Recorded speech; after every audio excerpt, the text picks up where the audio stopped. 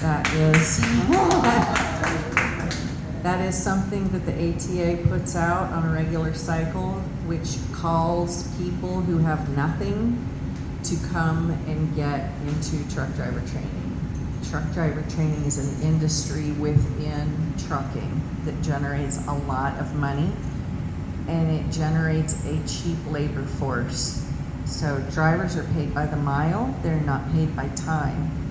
You have to get deep into this industry to realize that you're working about 100 hours a week and you're making less than minimum wage. So this whole pay model must be modernized.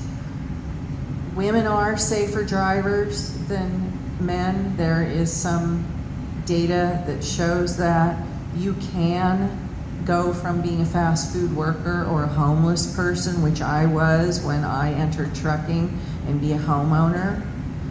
But you've got to have a support system to find that path out of these training fleets that want to keep you on this hamster wheel, where you bounce from one bad company to another, to lease purchase programs, to all of these schemes that they have to basically use you as a cheap labor source, a meat grinder, and kick you out of the system.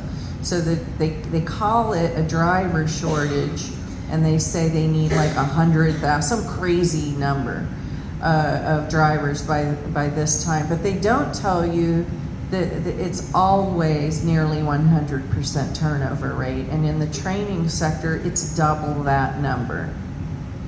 Now, I don't know math very well, but I know that that is a major leadership problem right there, that somebody's not paying attention. And that is a taxpayer-funded, subsidized problem. So these companies have learned how to take advantage of every program available to them from the government to say, look at me, I hired a felon. Look at me, I hired this welfare to work lady.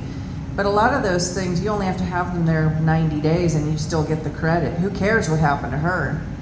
So we really need to pay attention to these jobs programs that look really rah-rah on the front side, but there's no tie to retention, and they have just figured out a way to just eat this money up, and they're on Capitol Hill, which one of the biggest problems right now is they're bringing women up there that are the ATA Women in Motion and the women in trucking who are not truck drivers. They are corporate apologists who are female, and they are going up there now with these male lobbyists that have been doing it all these years and going, we really need this money to help women. Okay, and they're not saying, but by the way, so many get raped. So many are getting told there's no trainer for them because they're a woman. They're on a waiting list. Go live in this crappy motel and we'll call you when we have somebody to train you. So when you hear that, like, snuff it out and question it.